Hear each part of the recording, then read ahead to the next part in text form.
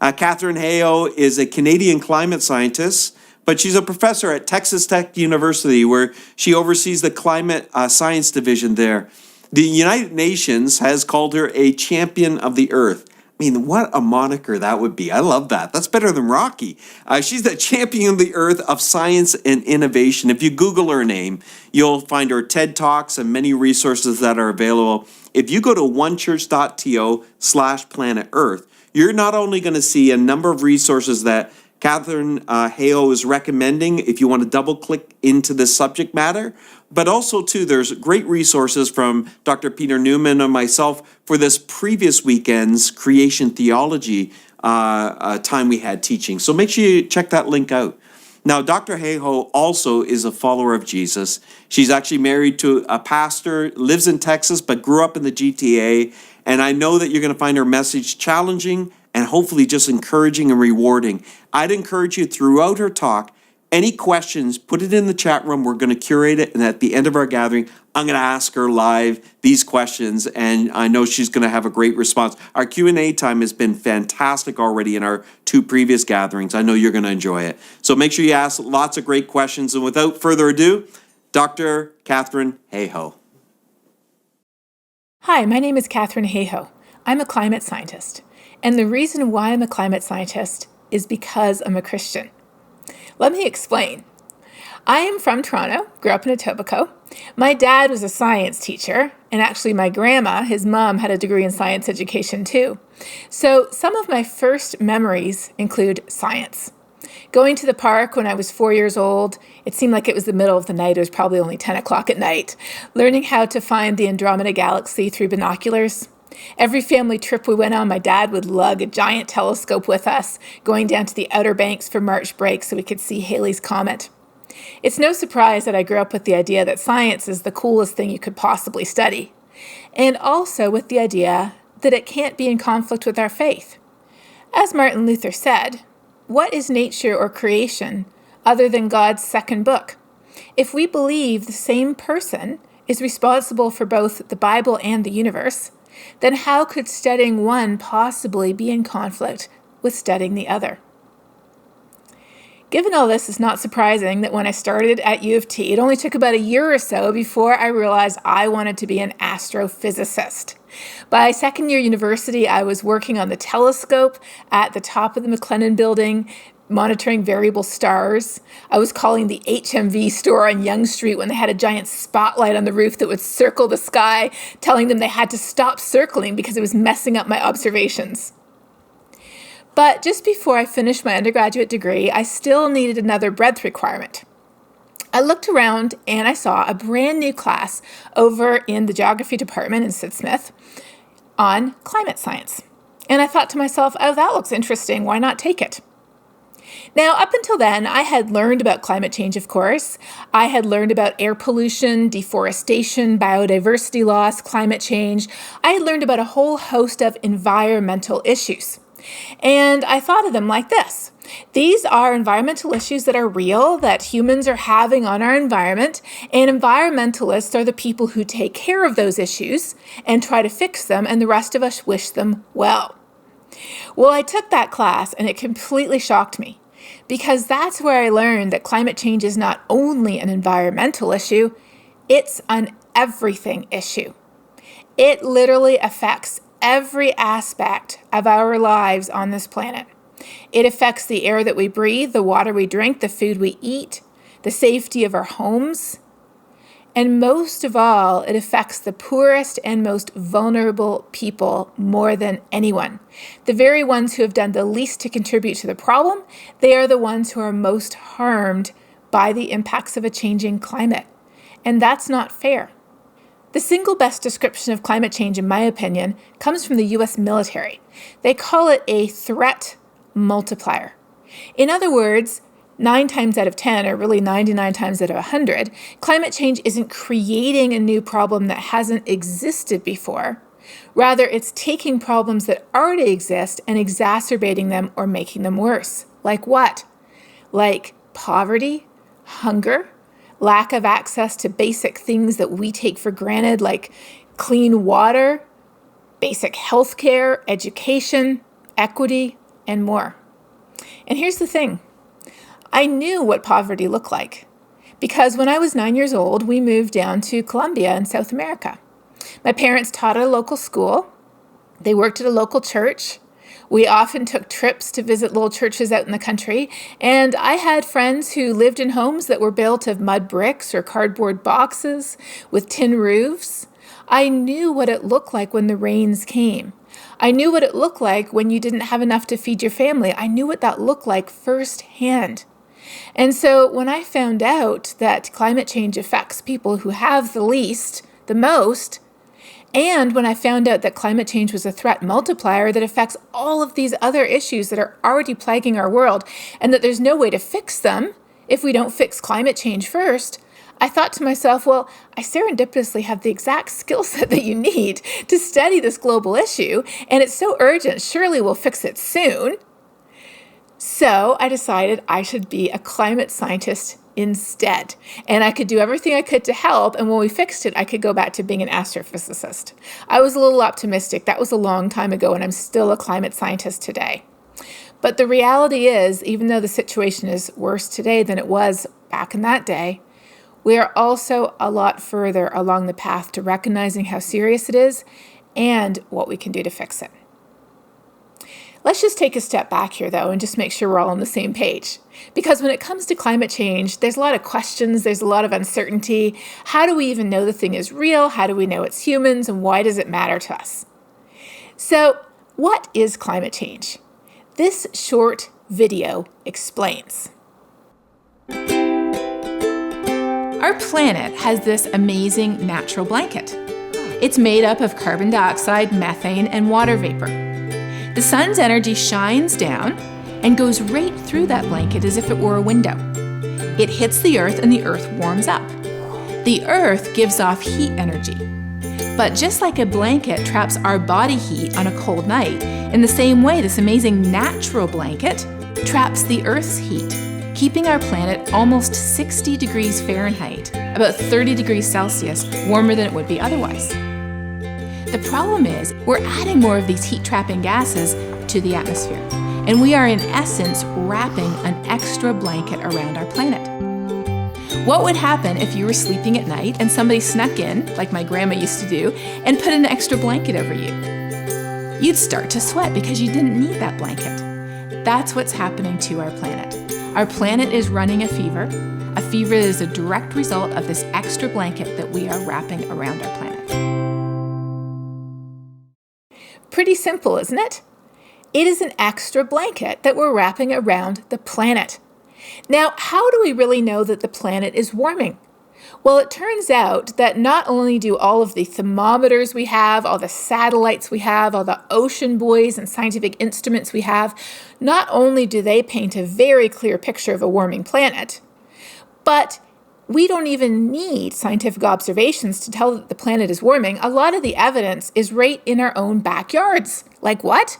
Like trees blooming earlier in the year, plants flowering earlier in the year.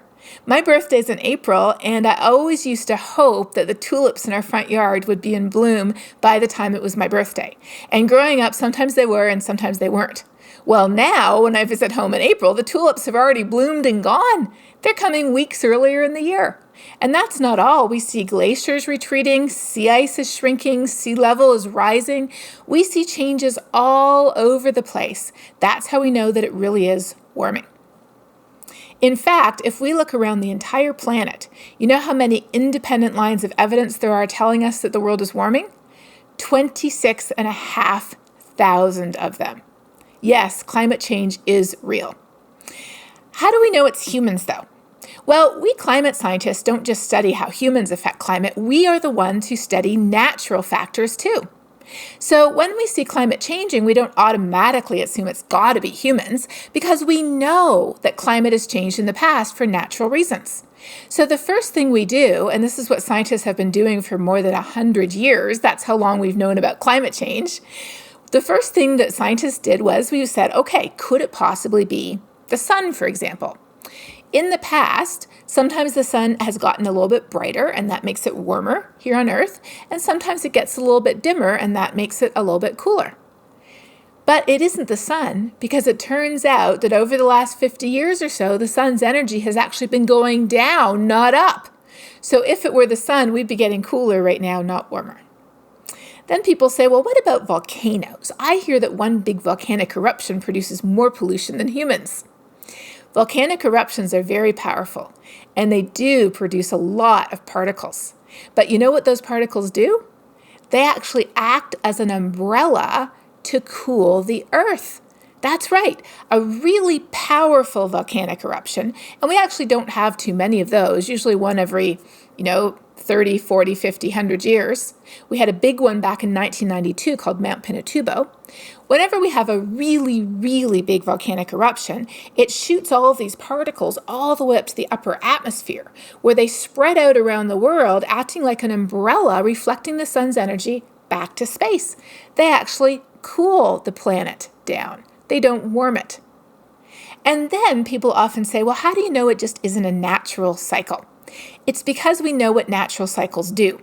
Natural cycles are like a teeter-totter or a seesaw. They just move heat from east to west or north to south or ocean to atmosphere and back again. They can't create heat out of nothing, they just move it around. And so today we see that it isn't a case of heat being just moved from one part of the earth to the other. The entire planet is warming.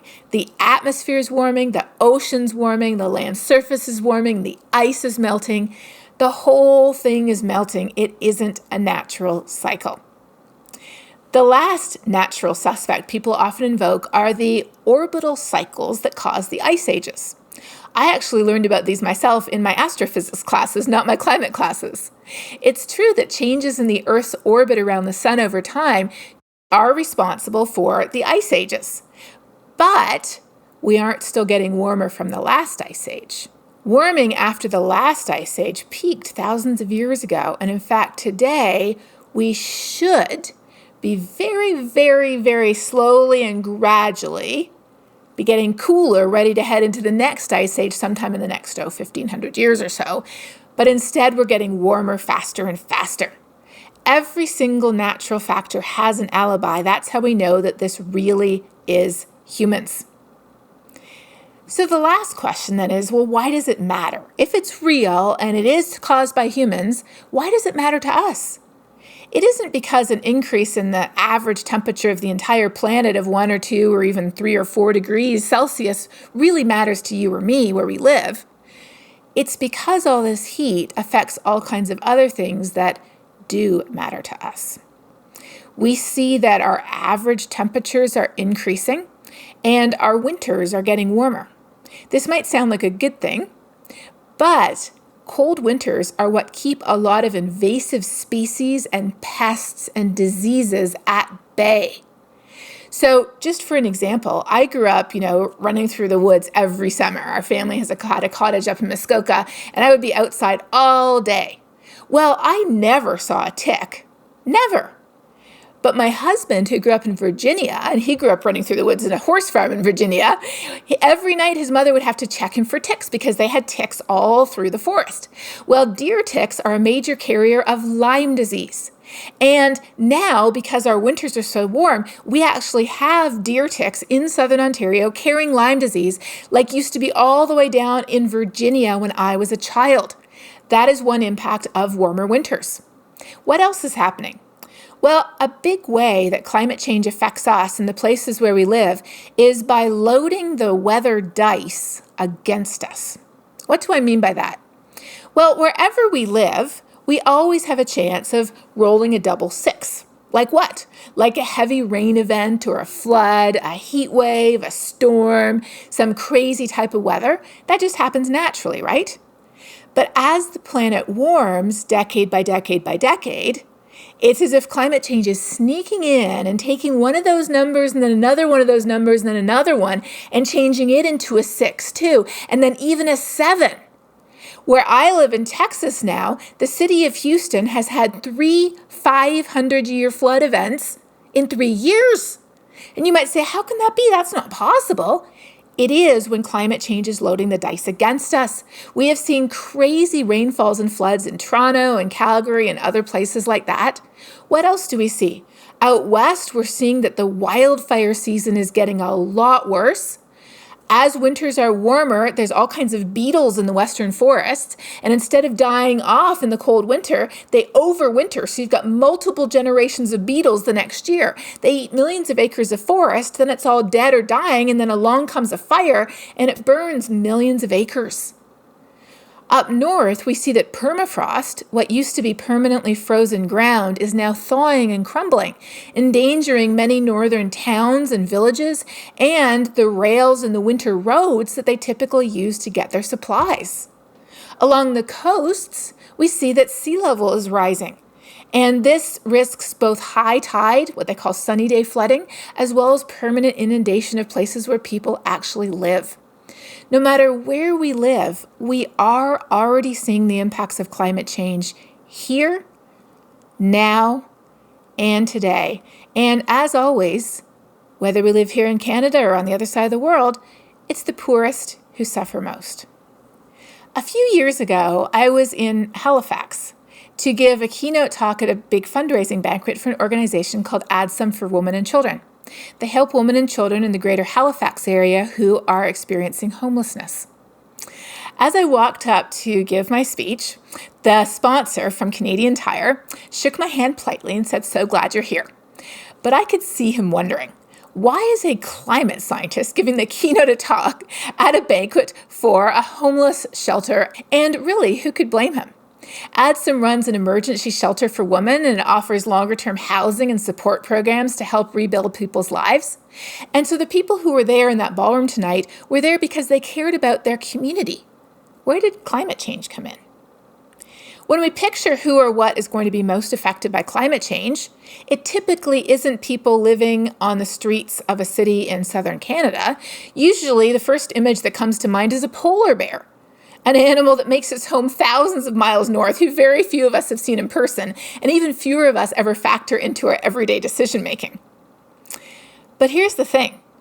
I had spent that day previously with Sherry, the executive director of ADSOM, and she had taken me around Halifax to their various facilities, and I had met many of the women they work with, and she had been telling me about so many of the challenges and difficulties that they had been coping with over the last few years.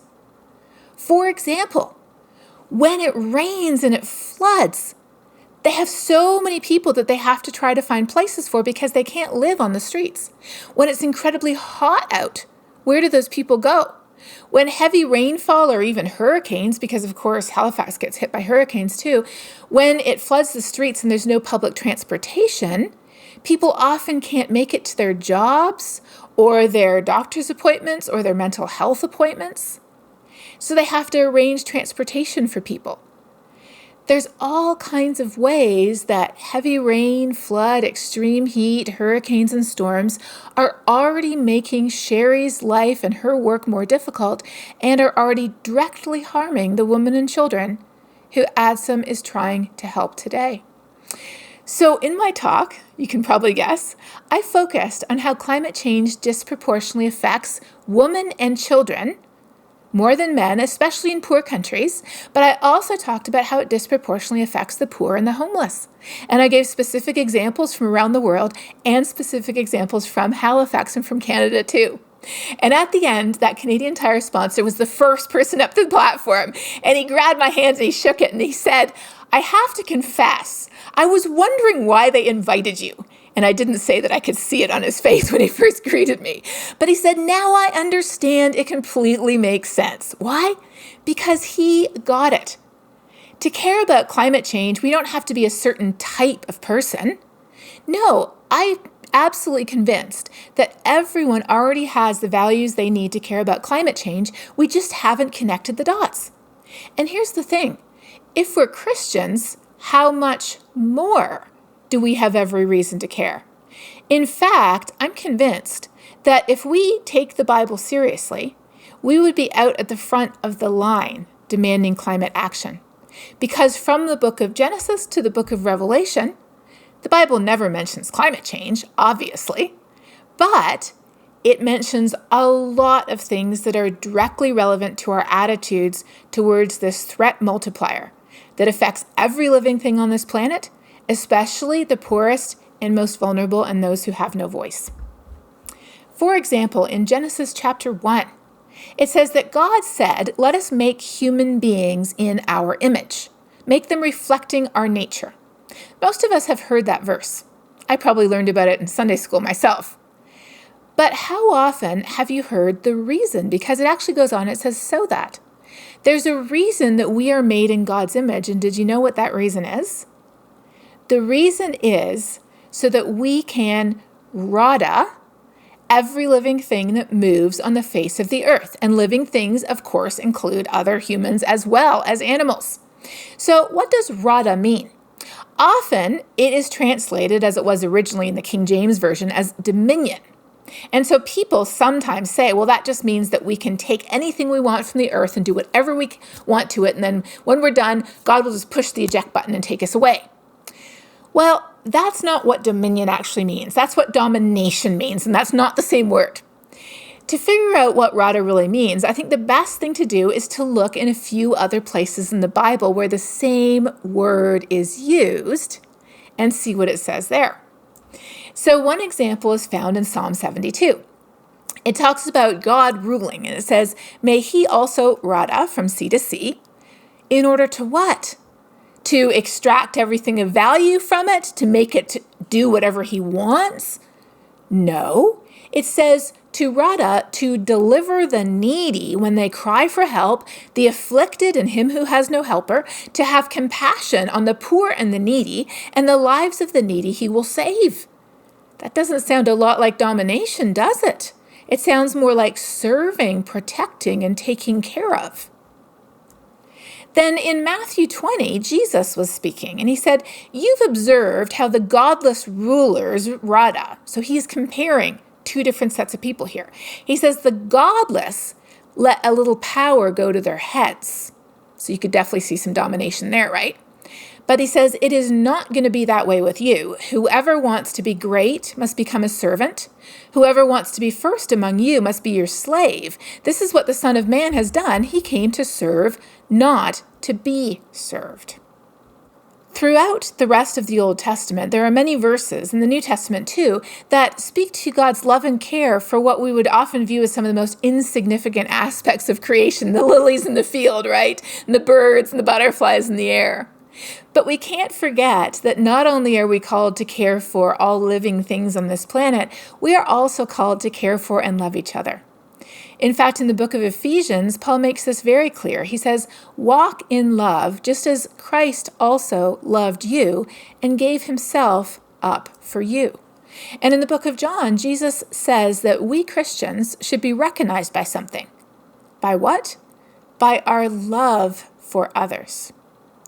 And today we have a situation that is not loving. What is not loving is for us to be burying our heads in the sand and putting our fingers in our ears, so to speak, and saying, "Oh no, this is no big deal," when our sisters and our brothers and other living things are already suffering from the impacts of our use of these fossil fuels, that when we burn them are wrapping this extra blanket around the planet that we did not need. That's not all that fossil fuels do either.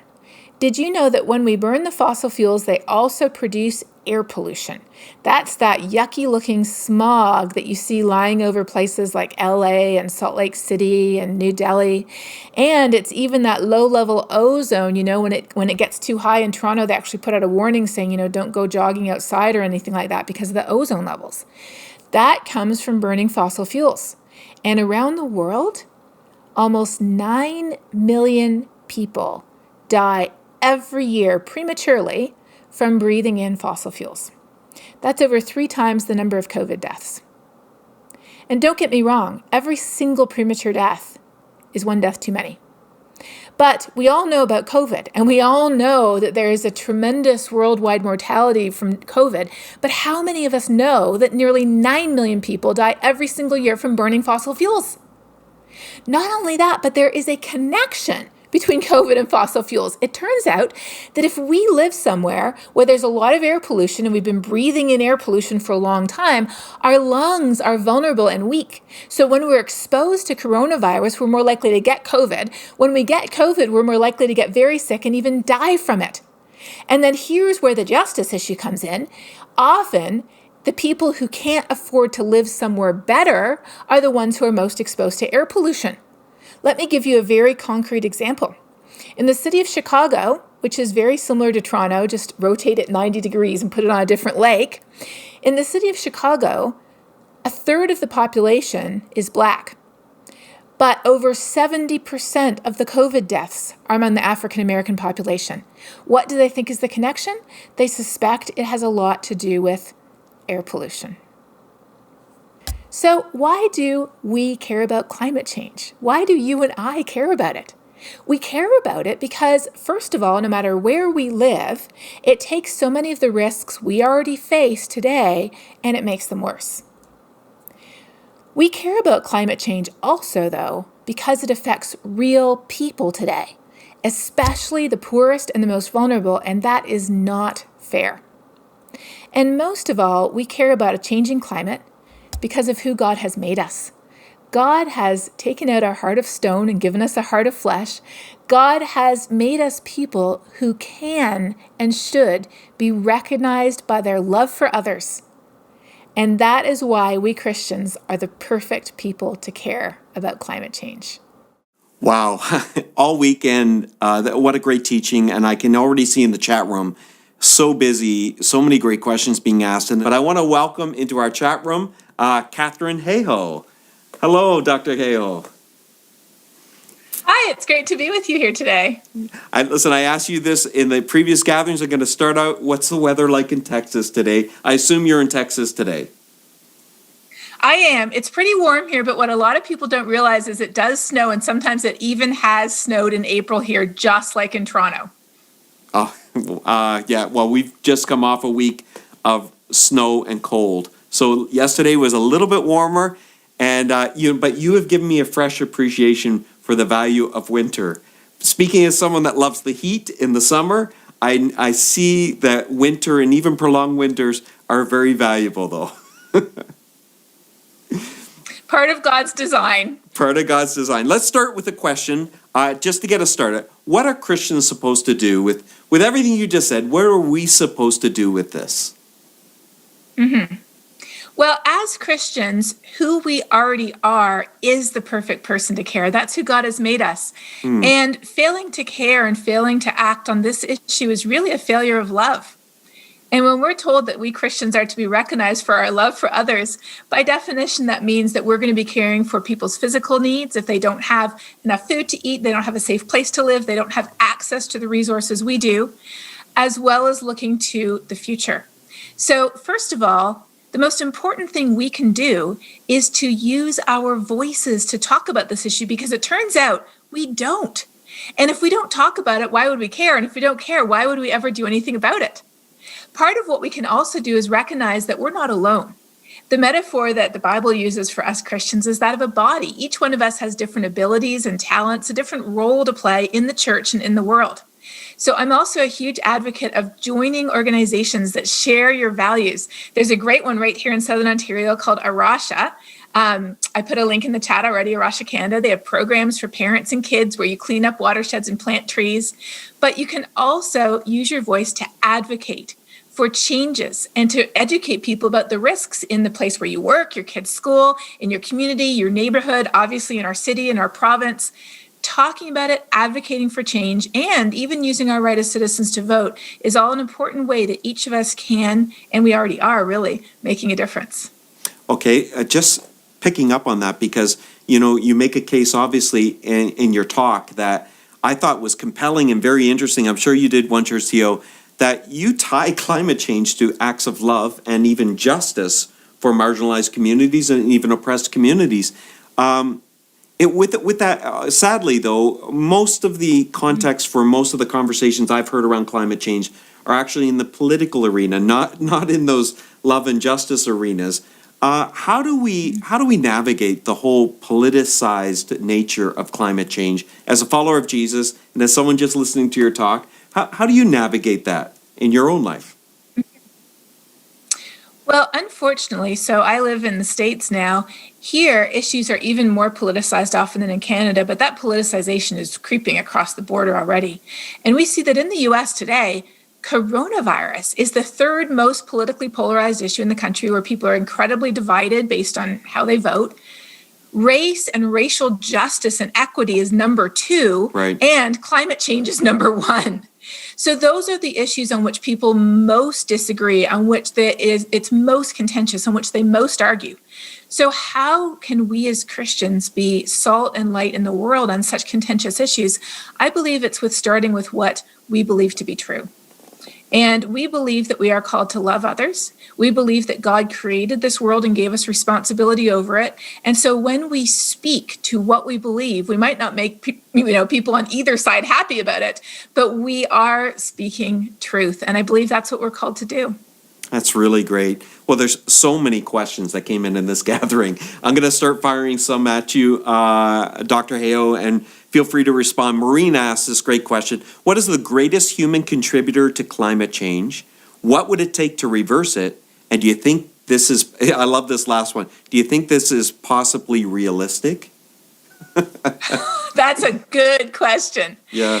So 75% of that extra blanket I referred to that we're wrapping around the planet comes from digging up and burning coal, gas, and oil.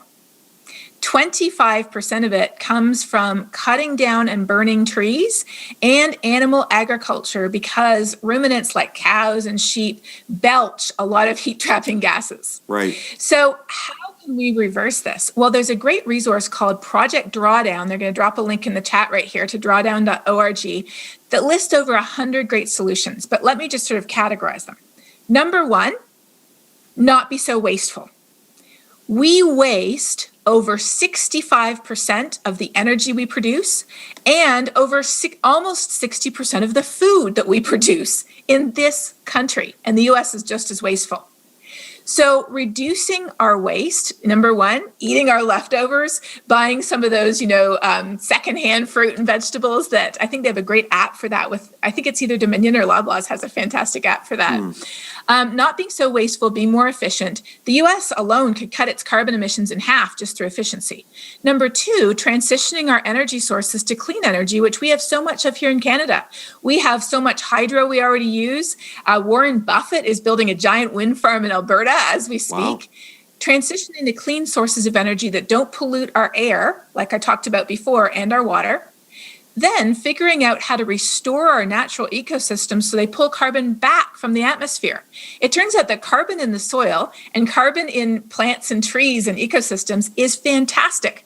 And there's already 100 times more carbon in the forests and soils around the world than humans have dug up and burned from coal and gas and oil. So really restoring our forests is a huge thing that we can do, especially in Canada. But then we also have to figure out how to transition our food systems and how to make sure that they're not cutting down and burning trees. And a big part of that, again, is reducing our food waste, increasing the amount of plants that we eat. How Tim Hortons used to have that plant-based breakfast wrap that they had and things like that. Looking for where we get our food, and also ensuring that in poor countries, they have the resources they need to get electricity from clean sources like the wind and the sun, to clean up their air and their water, and continue to grow and improve their own lifestyle, their well-being, and their economies as well. You told a story in one of our earlier gatherings about an initiative in India right now you kind of almost leapfrog right into being more ecologically viable in terms of their electric grid. Can you tell us a little bit about what they're doing there, just to inspire us and to help us to understand this is a global issue? Yeah. So often we feel like we're doing everything we can in Canada and nobody else is doing anything. Well, it's true, there are some laggards, but it turns out that China has more clean energy than any other country in the world. That's right, it's beating the pants off every other country. Wow. And India is also surging ahead. They have more green jobs than any other country, and they plan to replace all of their light bulbs with LEDs, and their goal is to be the first country to industrialize without being powered by coal. Around the world, there's almost 1 billion people who don't have access to electricity. And most of the reason for that is because they live in countries that don't have coal or gas or oil, and they can't afford to buy it from rich countries like us. So that's why I'm so excited that last year, 90% of new electricity installed around the world, much of it in very poor countries, was clean energy. Wow. And there's amazing programs like Solar Sisters that empowers women in sub-Saharan Africa, some of the poorest places in the world, to be able to sell solar lanterns and solar panels, things that they can use so that their kids can study at night, they can walk safely around at night, and they can help feed their family too. It's really incredible what's happening. That's fantastic. Here's a science question from Hannah B. She asked this: how do we know what greenhouse gas and temperature levels were like in the distant past? How is that being used to further justify human contributions to global warming? That is such a fun question. I'm a scientist, so I love talking about the science. I thought so you'd it love turns this out one. that we have yeah. We have natural thermometers that track the history of the planet long before we humans were around with our thermometers. Our thermometers go back to the 1600s. But natural thermometers look like what? They look like ice cores. Scientists go up to Greenland, they go down to Antarctica, they go to some of the tallest mountains on Earth, and they drill ice cores. And those ice cores have little bubbles in them. And in those bubbles is a record of the temperature, the levels of heat trapping gases, and more at the time when that bubble was sealed off from the atmosphere. And it's literally like layers. You can go back in time, hundreds, thousands, millions of years with these ice cores. You can do the same thing with tree rings, putting together tree ring records. The width and the density of the ring tells you about temperature and rainfall that year, and there's one ring for every year. Putting together live and dead trees, they've gone back thousands of years in some locations. You can also use ocean sediments. We also use pollen records. We even use human records of when the river froze and when they brought in the harvest, going back hundreds and even thousands of years. Like the cherry tree blossoms in Japan, they've kept a record of when those cherry trees have flowered for over 1,100 years. And today they are flowering on average 3 weeks earlier than any time in the last 1,100-year-old history. So that's how we know that the change that's happening today is unprecedented. We have never seen this much carbon going into the atmosphere this fast, as far back as all of our scientific records can go in the history of our planet. And that's why we know it's so serious, because climate is changing today faster than we humans have ever seen. It's not about saving the planet. The planet will still be orbiting the sun long after you or I are gone. It is literally about saving us. And that was actually, I just finished writing a book. It's not for sale yet, but you can pre-order it at Indigo. And what I did was, I have a copy here because I was just doing the final edits. I literally called it Saving Us. I checked with my husband, who's a pastor, to make sure it wasn't sacrilegious. And he said, no, it makes sense. I love that. Well, okay, so, I mean, as we look at our role and the impact we're having on the planet, Ange, Stacy, and Jaden ask, what is Katharine's view on nuclear energy? Oh, that's a great question. So nuclear energy does not produce heat trapping gases, but it does produce, the way we currently use it, it produces a lot of waste, very toxic, dangerous waste. Also, currently, traditional nuclear power is very expensive. The only plant that they tried to build in the US in the last 30 years in the Carolinas ended up running over budget so far that literally the newspaper headline when they canceled the plant was, they just spent $9 billion, that's a B, digging a hole in the ground and then filling it back up. Wow. So that's why we haven't seen a lot of new nuclear today. But there are technological advances occurring. So Idaho National Labs in the States has actually created these tiny little micro modular nuclear reactors that fit on the back of a truck. So you can put a number of them together, sort of cluster them to make a bigger plant. They are a lot cheaper, they're a lot safer, and they're testing them out right now in Utah. There's also reactors that burn old nuclear waste Yeah, they really do. They burn nuclear Wow. waste. And so they produce a lot less waste. And there is eventually a holy grail, so to speak, called nuclear fusion. And nuclear fusion, it produces no waste of any kind. And it's incredibly safe. There's no meltdowns at all. China already has a nuclear fusion plant running on an experimental basis, but it's incredibly expensive. So we're not going to get there for a while. Even if we do, that would help with electricity, but it still doesn't take care of our liquid fuels. It doesn't take care of deforestation. It doesn't take care of our agriculture. So we really need a whole bunch of solutions. And that's why the Project Drawdown that I mentioned is such a great resource. If you check it out, they have one entry on nuclear, but they also have 99 entries on other things like conservation, agriculture, restoring mangrove forests, educating women and girls in poor countries, efficiency improvements, and of course, wind and solar as well. Fantastic. Tina T asks this, what are some tips, and I think you've already been unpacking this throughout the talk and even some of our Q&A, what are some tips we can do in our daily lives to help the cause, reduce our carbon footprint, slow down climate change? Also, any Christian organizations, I think you've already recommended them, but to follow, if we want to follow or contribute or donate to. And, we're doing it at a local level through Love Army, but we'd love to know. I think you've thrown some things in the chat, some organizations. I like that. Solar Sisters in Sub-Saharan Africa. What a great organization to be a part of. But first off, the first part of it, any tips for our daily lives? Oh, I love that question. Thank you so much for asking that, because that's what we all want to know, right? Nobody wants to hear about a problem and then we're like, oh, well, what am I supposed to do about it? I have no clue. Tip number one, and I know this is going to sound kind of crazy, but believe me, it works. Tip number one is talking about it on our social media, in our conversations, at church, with our kids, with our neighbors, talking about why it matters, and find out some really interesting stories from organizations that you can join, you can follow on social media. So some of my favorite organizations are organizations that share our faith and are working for climate action from a Christian perspective. I already mentioned Arasha Canada. The link to that is in the chat. And World Vision has a great post on climate change on their Instagram page just today. In fact, I was looking at it while the video was running. There are also organizations like Young Evangelicals for Climate Action. You're only allowed to join if you're under the age of 30. And there are many other organizations that specifically link what we as Christians think about loving others, about poverty, about hunger, and about caring about climate change. And in fact, the most recent post on my Instagram page lists, I think, 30 different organizations and encourages people to find one of those organizations to follow. And then you've got tons of great information that you can share with people when you have conversations. And of course, part of what we can talk about is what we do ourselves. So every year, I adopt 2 new low carbon habits in addition to what I was already doing. And some things are pretty simple. Reducing food waste, I mentioned, is really important.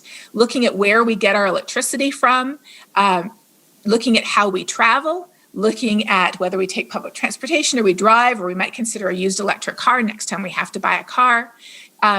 Changing our light bulbs works too. But all of these things are about doing something in our own lives and then talking to other people about what they can do too, everywhere that we work, that we worship, that we're with other people. Listen, if you get a chance, I'm going to encourage you, if you're on Instagram or Twitter or Facebook, you should follow Dr. Katharine Hayhoe on those channels, because she's always giving great information. I follow her on Instagram and on Twitter. Always a great follow. And again, that will help you curate maybe some of the organizations you could actually connect with. I love this. Someone jumped in the chat room, M. Alas, and said this: does becoming a vegetarian make as big of an impact as my husband says it does? So you're settling a marital dispute here. Go ahead. Oh dear. So my marital dispute with my husband is whether we should eat leftovers or not. And I'm very firmly on the yes side of that dispute. So our diet is an important part of our own personal carbon footprint. But it isn't only about what we do, it's about talking about stuff too. So eating lower down the food chain, eating more plants absolutely helps. If we do eat meat, fish is a lot better than chicken. Chicken is a lot better than pork. Pork is a lot better than beef, especially if it's imported beef or industrially raised beef. That is really bad, not just for the carbon emissions, not just for water use, not just for resource use, but also for the animals themselves. So looking for free-range meat when we eat meat, but also really amping up the plants, the fruits, and the vegetables that we eat. And again, there's this really great app, especially if you live in the Toronto area, I'm so jealous, where you can actually get the ugly food or the food that they're not selling at the supermarket and they're just literally throwing out because it didn't look quite as pretty as the other food. There's an app you can use for that where you can, and I'll look for that quick and put it in the chat at the end. So if you want the name of that app, stay at the end and I'll find it, because there's so many ways that we can change our diet to actually help others in many different ways. Wow, that's fantastic. And I'm going to mispronounce your name, so I apologize. The Solsites family asks, people say electric cars are better for the environment, but are the processes such as mining cobalt for the batteries and the production of electricity needed to charge the batteries canceling out any of the benefits? Mm-hmm. So first of all, I just quickly Googled that app I was thinking about. It's called Second Harvest. Okay, so Second Harvest is what you want to look into. But electric cars are a great way to cut carbon emissions, because about a quarter of our emissions from burning coal, gas, and oil come from our transportation. And in Canada, we tend to drive quite a bit. Now, as long as our electricity doesn't come from coal, then electric vehicles are better. And nowhere in Canada, I don't think, does most of our electricity come from coal. Most of ours actually comes from hydro. I think there was only a couple of places in the US even recently where it all comes from coal, and today that's changing quickly too. So electric cars are definitely better than gas cars, but if you have a gas car, if it's a very efficient car, that's a lot better than a less efficient one. Now, the batteries are made of rare earth minerals, and that is why it's so important that efforts like Tesla is spearheading to recycle batteries when they've reached the end of their lifetime are so important. We cannot afford to be wasteful with these valuable resources. And that is why when we do mine rare earth elements, it's important to do so in a way that is environmentally friendly, that isn't destroying the environment. Unfortunately, there's no free lunch when it comes to cars yet. There is no free lunch in terms of transporting ourselves magically around the planet without using some resources from this earth. But the resource extraction for batteries is like this in terms of its impact on the planet and on people. The resource extraction on humans from fossil fuels, actually, my hand doesn't even go that high. It's like this. Because as I said, just burning the fossil fuels is responsible for 9 million deaths a year. So it's a case of, are we going to use this or are we going to use this? There's an interesting comment in the chat room by someone called Interested. So, but they say this seems to be an intellectually robust talk designed to create a sense of urgency around climate change, thereby representing one viewpoint. And they ask whether or not our church, One Church, will have an equally scholarly, qualified speaker to speak about an opposing view on climate change? Or does One Church only plan on leaving the issue one-sided being represented? And I thought about this often. I thank you for asking that question, Interested, because even as we've addressed issues about racial systemic injustice in this world, of course, we'll have people that will message and say, hey, what about the other view? And you need to understand what motivates me is not any sort of political agenda, whether it's left or right. I do believe what Dr. Scott Saul says. Jesus was way too conservative for the liberals and way too liberal for the conservatives. It's the reason why we talk about these issues is because the scripture compels us to talk about these issues of justice, and we look for experts that will follow not just the science, but also our faith narrative. But you must deal with this a fair amount, and I wonder in your scientific community, how many of your colleagues would be percentage-wise, and I know that maybe you can actually qualify this, or whether it's a generality, would actually be opposed to climate change? Yes, I can tell you that in all of North America, and none of them are in Canada, in all of North America, there are 4 scientists who have legitimate qualifications that would enable them to comment on climate change, who would say that it is real, but it's not serious. 4 of them. On the other hand, there are thousands of scientists across all of Canada, the United States, Europe, and beyond who would agree that climate is changing, humans are responsible, the impacts are serious, and action is needed. So you have 4 versus literally probably at least 4,000, probably a lot more. I actually curate a list on Twitter of 3,150 scientists who do climate. And I know there's a lot more who are not on Twitter. So when it comes to 2 viewpoints, there are 2 viewpoints on matters of opinion in terms of what's the best solution to climate change. How quickly should we act? Should we do this or that? Those can be opinions for sure. But on the question of is climate changing, are humans responsible, are the impacts serious? The answers to those are not opinions, they're facts. And so as Christians, we're called for truth. We are not called to weigh lies against truth and then say, oh, they could be equally valid based on my political opinion. We are called to look for the truth of what God's creation tells us. So that is what we do as scientists. And I want to leave you with a great resource, not just for interested, but for everyone else who's also interested. There's a great resource called skepticalscience.com. It was created by a man who happens to be a fellow believer. His name is John. John's dad, every time he went home for dinner, would be like, well, John, I hear there's more polar bears in the Arctic than there ever were. So how can you say that the Arctic ice is melting? I just don't see that. So John decided to create the website that literally summarizes 198 sciencey sounding objections to climate change and lists the scientific responses to each of those. But here's the interesting thing. Do you think that convinced his dad to change his mind? Absolutely not. Because his dad's objections had nothing to do with the science, and they actually had nothing to do with Christianity either. They were 100% political ideology. So the story doesn't end there, though. A couple of years later, there was a rebate on solar panels in the area where John's dad lived in Australia. They're from Australia. And part of John's identity and John's dad's identity is being a fiscal conservative. No points wasting money. The government's always trying to throw this money around.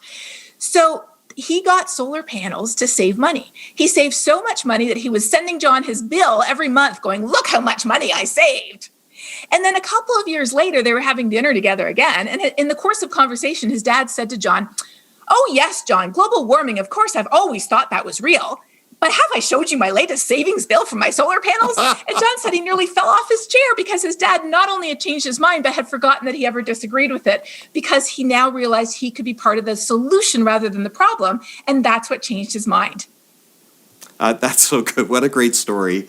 And what a great, interesting to see how belief can be so strong that sometimes a belief can trump the facts that might be involved in it. And, we when Jesus said, I'm the way, the truth, and the life, that's why we're attracted to truth. There's no, as we talked about last week, there's no truth that's going to get revealed at some point that God says, I didn't know that, and that somehow God is not the revealer of all things that are true. So we wrap our belief around those facts and the facts of Jesus' death and resurrection that are well articulated historically, but also to the facts of science and climate change.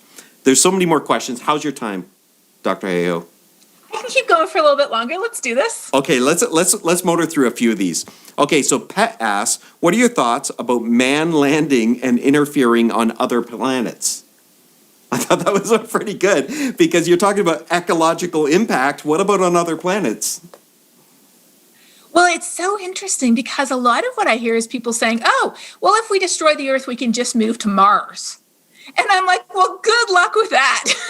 Terraforming Mars is an unbelievable level of effort compared to just fixing climate change here on Earth. And even if we did that, who would get to Mars? It would be the Elon Musks and the Bezoses of the world with their friends. It wouldn't be the 8 billion of us on this planet Earth, especially, again, the poorest and most vulnerable people who are already suffering the impacts today. So as Christians, I think we are very much called to love our place and love our home. God has given us all of the resources we need to have responsibility over every living thing on this planet. And irresponsibly saying, oh, well, we'll just push the eject button when we're done. Right. That is not the responsibility that God laid on us. And if we can't even take care of our own incredible planet, how much of a good job are we going to do with other planets when we get there is my question. Let's look to our own home first. Yeah, the greatest predictor of future behavior is past behavior, right? So Marcus asked this question: how do we ensure that local and indigenous peoples and their knowledge is always included in public policy and climate justice action? That's a big geopolitical type question, but we're looking at First Nations people, indigenous people. How can their voice be included in this? Well, that is something that is very near and dear to my own heart. I'm part of a big climate adaptation science center here in the South Central United States, where we have several Native American tribes who are full members with our organization. And they bring a very broad and very unique understanding to this issue. And there's fantastic resources if you're interested in learning more. Braiding Sweetgrass, for example, is an excellent book that you might be interested in. Okay. There's also a lot of thought on how to integrate Indigenous knowledge and understanding into our theology. In fact, Dr. Terry LeBlanc, who is at Tyndale University in Toronto in North York, if you look up Terry LeBlanc, he has a lot of great resources on, as a believer and as a First Nations member, how we think about the earth, how we think about nature, how we think about God's creation, and how we think about future generations. Now, if you say, how can we be sure? There's no magic big red easy button that you could just be like, here, hand out the button, push it, and we can be sure. But what can we do? That means we all have a role to play, Right. not only in using our own voices, but in elevating and promoting other voices, especially voices of people who might not be listened to and might not be heard, encouraging that they are brought into the conversation at every level. And this is not only an issue of justice, it's actually an issue of pragmatism, because it turns out that the more diverse viewpoints and perspectives we have at the table when we're talking about solutions to big problems like climate change, the more robust solutions we actually come up with. So it's really a win-win. Following up on that question, similar to it, Tanisha asks, climate change has a negative impact on vulnerable communities, as you've stated, globally, but in many cases, they have innovative ideas about the climate that they have been using for centuries. Do you think that these communities can help with the impact of climate change? Oh, absolutely. And let me just give you two examples, but I'm so glad you asked that. And these are the types of stories that's great to learn about and share because they're so encouraging. So in some of the very driest areas in Northern Africa, they've created these things called fog nets that they have put up for a long time that collect the moisture out of the air overnight and that collect it so you can have it as water in the morning. And that's an ancient technique that helps people, especially at times where water is becoming more and more scarce and more difficult to get. Then in the Amazon, Native people in the Amazon have been practicing something where when they burn their agricultural residue and trees, they burn it and they plow those ashes back into the soil. And that is actually, like one ag professor told me, he said it's like Miracle Grow on steroids. Wow. It's called biochar. And because it's almost pure carbon, it's some of the best fertilizer you can imagine for making soils more fertile. So instead of just having a crop and then the soil can't yield anymore, so you have to go burn down more trees, have a crop, the soil can't yield anymore, go cut down, burn down more trees. Instead, if you take the remnants of those first trees and you restore the soil with that carbon, with biochar, it's an incredible fertilizer that puts carbon back in the soil where we actually want it. So now there's companies in California and Iowa who are creating biochar from agricultural waste. Instead of letting it just decay, you burn it at high temperature and it turns into this gray kind of powder. And then you plow it back into the soil and it's an incredible fertilizer. And it also helps put carbon in the soil instead of up in the atmosphere. So those are just two examples of the ways that people knew to do good things a long time ago. And we can definitely learn from them. Well, so much of this is listening and informing ourselves, listening to those like yourself, but also listening to the cultures around us that have lived in some sort of equilibrium with the environment around them. Tanisha asked a follow-up question that I thought was so good, we need to cover it. Often multinational companies have their industrial facilities in developing countries, which increases the pollution in those countries. However, it is not caused by the citizens, but often seem like it is by the citizens. What would be tips to change that narrative? That's a big question. It is. And that's part of why China produces so much pollution, so much carbon emissions, is because they're producing the goods that are used by the world. And we don't typically measure that. When we look at what we do in Canada, we don't include all of the things that we import from other countries. So that's where, again, using our voices is really important as consumers, number one, in terms of what we do or don't buy and how we communicate and reach out to the companies that we do or don't buy from. There's many companies, that have like fair trade labels and things like that. There's also many companies that actually have sustainability goals and talk about what they're doing in terms of reducing their carbon emissions, water usage, paying people fairly, and things like that. We can also look at where we invest our money, like you talked about too, where we invest our money in our mutual funds, our retirement. Where is that going? What corporations is that going to? And how sustainable are they? And of course, we can also talk to our communities, to our elected officials, to talk about the issues of sustainable consumption, to talk about how we can be good stewards of the resources that God has given us on this planet, both in our own country as well as in other countries around the world, because we are all connected, aren't we? Yeah, fantastic. Ermine asked this, what can we really expect in terms of a percentage of climate change if everyone, everywhere, decides to follow the recommendations for better climate? Can we really go back to the way things were before? We can't go back to the way things were before because it's as if we've been smoking a pack of cigarettes a day for years and even decades. We have some spots on our lungs already. We have some decreased lung capacity. We have some of the impacts of climate change here today already, and we can't roll the clock back. But, and I actually study this personally, so I know this for sure. I do this myself. I know that there is the world of difference between a future where we continue to depend on coal, gas, and oil as our primary source of energy versus a future where we wean ourselves off those dirty, polluting sources of energy that also cause millions of deaths from air pollution every year.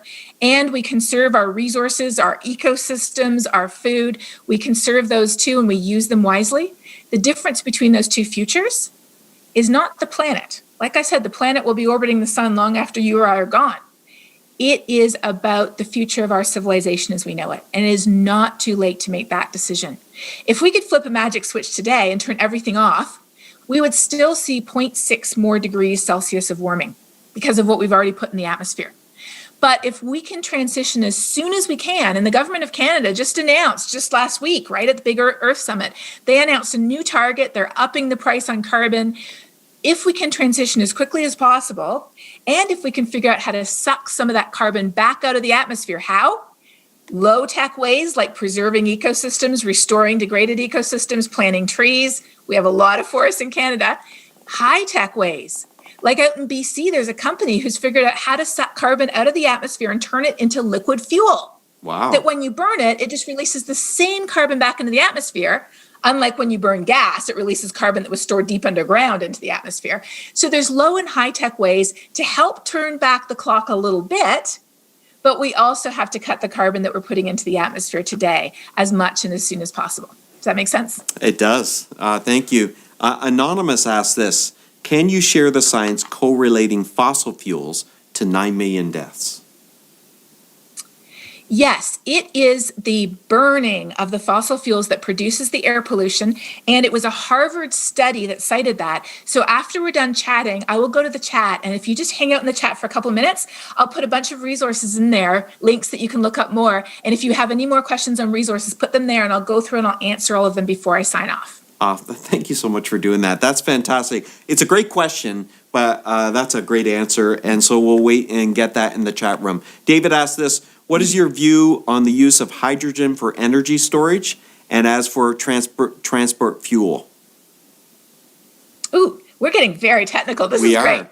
I should just say with air pollution, it's the breathing in of the air pollution that damages our lungs. It leads to lung disease, heart disease, asthma, and other things like that. So those are the specific mechanisms connecting air pollution to illness and death. Right. So hydrogen is so interesting. It is called green molecules. That's what they call it in Europe, because you can make liquid fuel out of hydrogen that when you burn it, it just releases water. Nothing bad. So as with any new technology, we don't have all of the facilities set up to use it. It's currently often in the experimental stage, but that is a very real possibility for our future, especially if we can't electrify something.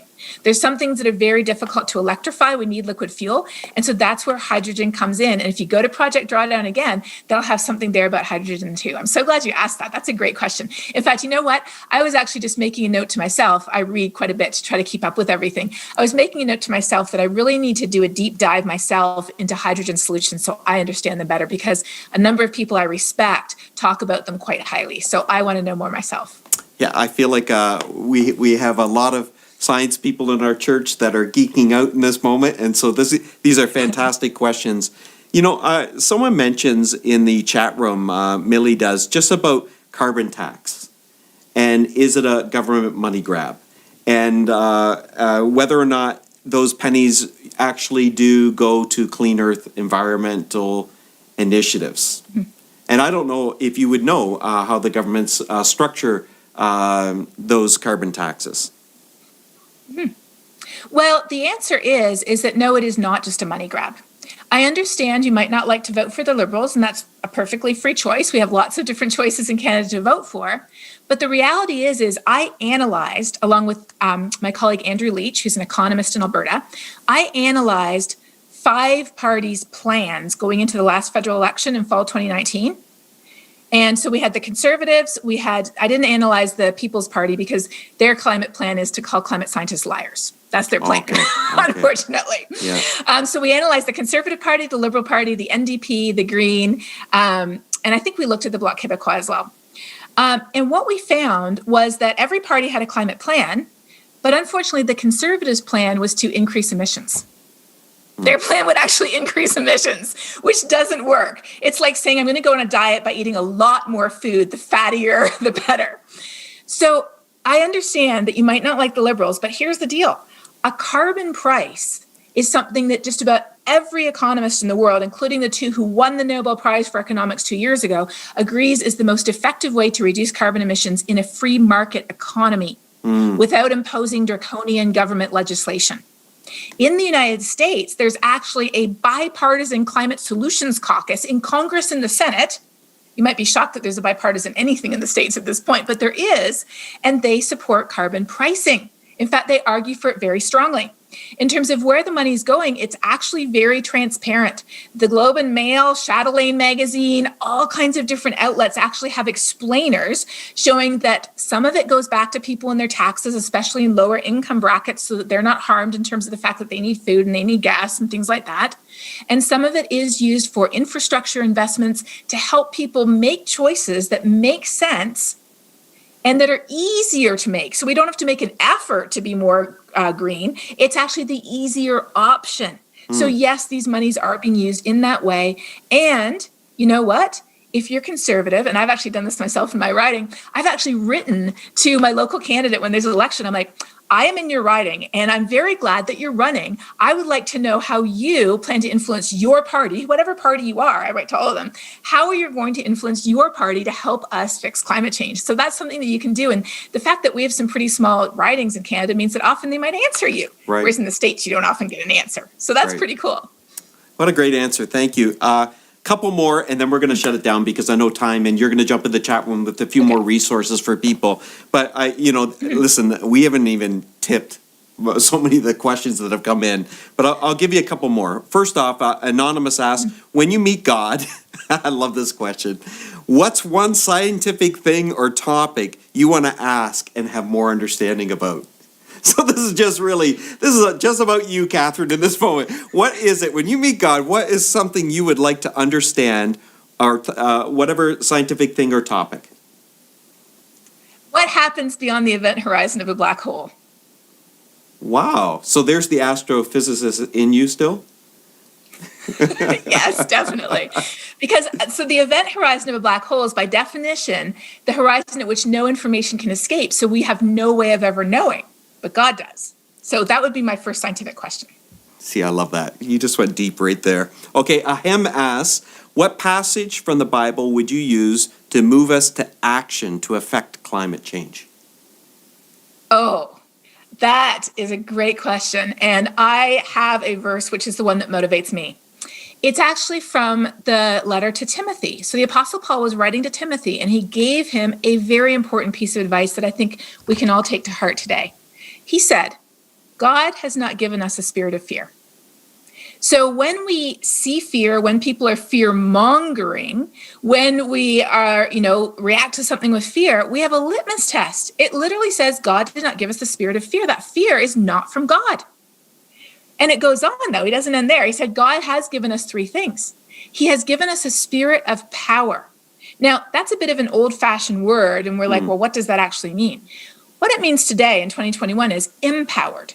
So often our reaction to fear is to freeze, right? Fear often paralyzes us. But if we feel empowered, it means we're able to act. So God has given us the ability to act. That's a God-given gift, not to be frozen, but to act. How? The second gift is a spirit of love, out of compassion, caring for other people, not just keeping our gaze focused on ourselves, as you said. And then the last one is a sound mind, to make good decisions based on the information that God has given us, some of which comes to us through his creation and through science. So we are not to be paralyzed out of fear. We are able to act with love and a sound mind. Aren't those incredible gifts? Listen, first time in 29 years of pastoring, I've seen that verse applied to climate science, and I loved it. What a great scripture to motivate us towards that. Fantastic. Here's one more question. Hannah Workman says this: how can we better resource ourselves in the topic of climate change and pollution and its impact on our lives? Now, obviously, you've given us a lot of resources to dig in. Maybe just piggybacking on Hannah's question, how can we filter the information that's media bites that are constantly coming at us? And obviously, the danger of Twitter or Facebook is the echo chambers that get created. Like, how do we filter the information that we're actually getting about climate change?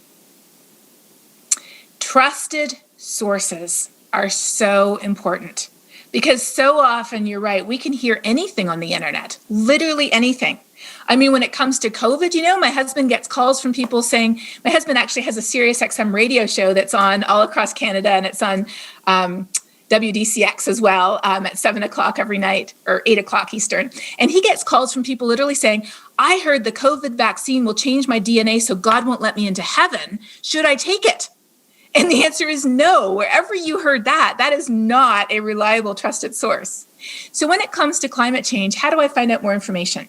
Well, on my website, number one, which is just my name, katharineHayhoe.com, they'll put it in the chat, I have more resources under my frequently asked questions.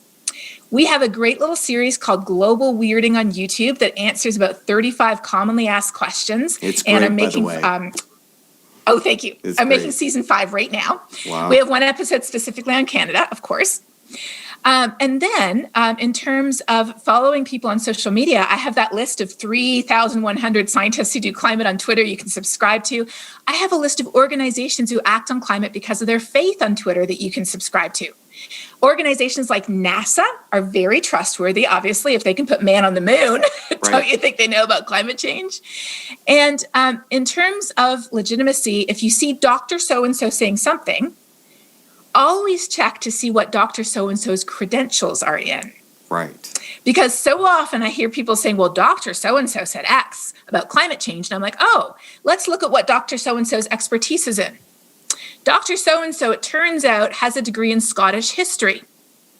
So if I had questions on Mary, Queen of Scots, I think that their opinion would be very important. Right. But on climate change, I'm going to go with the experts on that.